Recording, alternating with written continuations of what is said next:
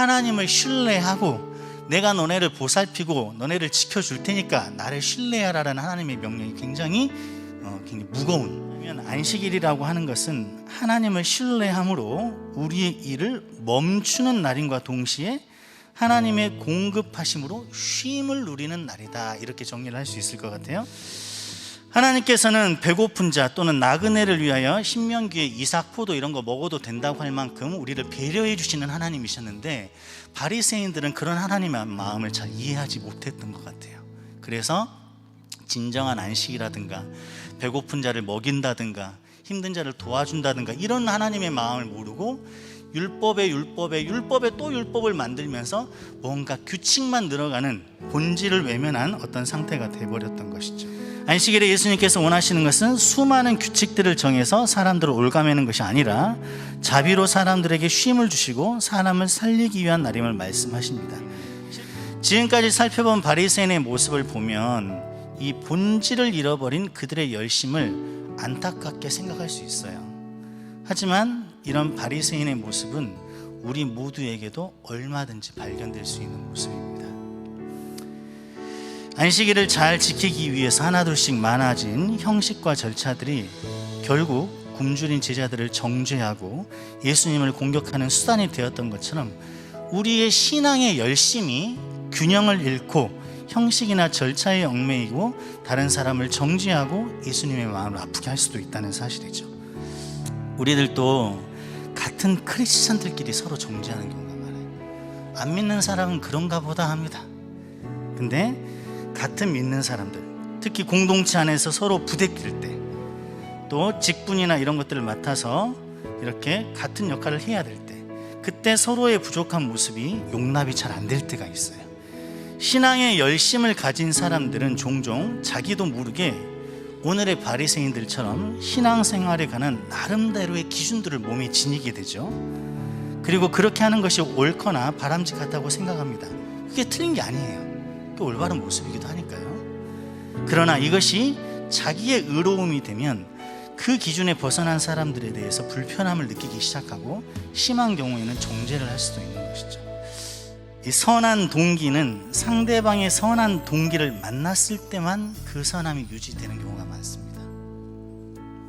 상대방이 내 기준에 미치지 못하여 선하지 못할 때 나의 선함은 정죄의 마땅한 근거가 되고 상대방을 정죄하기에 주저함이 없습니다. 율법의 완성은 사랑입니다. 왜냐하면 하나님이 사랑이시기 때문이에요. 우리의 모든 형식 아래 사랑이 본질인지를 늘 체크하셔야 됩니다. 우리의 행동, 우리의 불평, 우리의 불만, 이 모든 감정 아래 내가 그 사람을 정말로 사랑하고 있는지를 늘 살피셔야 됩니다. 그게 가장 우선되고 본질적인 것이기 때문이죠.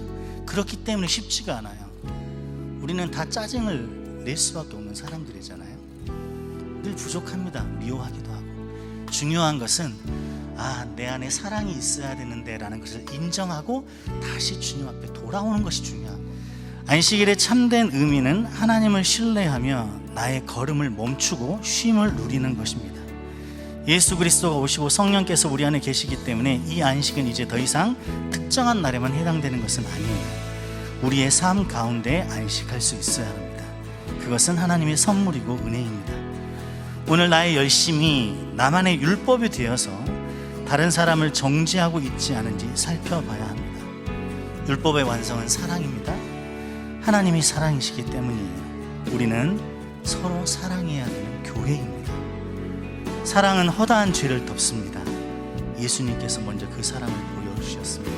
오늘 바리새인이 제자들의 모습을 보고 비난하고 시비를 걸었던 것은 율법만 있었지 사랑이 없었기 때문이 아닌가 생각됩니다. 공동체로 모여서 한 교회를 세우려다 보면 열심이 필요하고 또 누군가의 땀과 수고가 필요하고 서로 힘을 합쳐야 되는 많은 순간들이 있을 거예요. 그때 나의 기준에 이르지 못하는 서로의 모습을 보면서 마음에 어려운 상태가 올 수 있습니다. 그때 늘 점검합시다. 내 안에 사랑이 있는가? 그리고 이미 예수님으로부터 받은 그 사랑을 기억하면서 내가 저 사람을 사랑하기에 더 필요한 조건이 있는 것은 아니라는 것을 꼭 기억했으면 좋겠습니다. 오늘도 역시 두 가지로 기도할 텐데요. 안식일의 아름다움을 경험하지 못한 사람이 천국의 아름다움을 사모하기는 어려울 것입니다. 우리의 필요를 아시는 하나님을 신뢰함으로 우리 삶 가운데 안식을 누리기 원합니다. 내가 어찌 할 수 없는 일을 하나님께 맡깁시다. 지금 나의 안식을 가로막는 근심, 욕심, 지나친 열심은 무엇인지 돌아봅시다.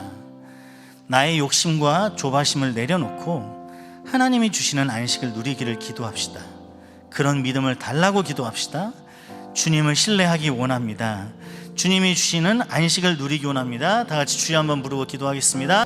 두 번째 기도 제목을 나누고 기도하겠습니다. 주님, 주께서 원하시는 것은 제사가 아니고 자비라고 하셨습니다. 율법의 완성은 사랑이라고 하셨습니다. 어느새 나도 모르게 정죄의 근거로 변해버린 나의 열심이 없는지 돌아봅시다.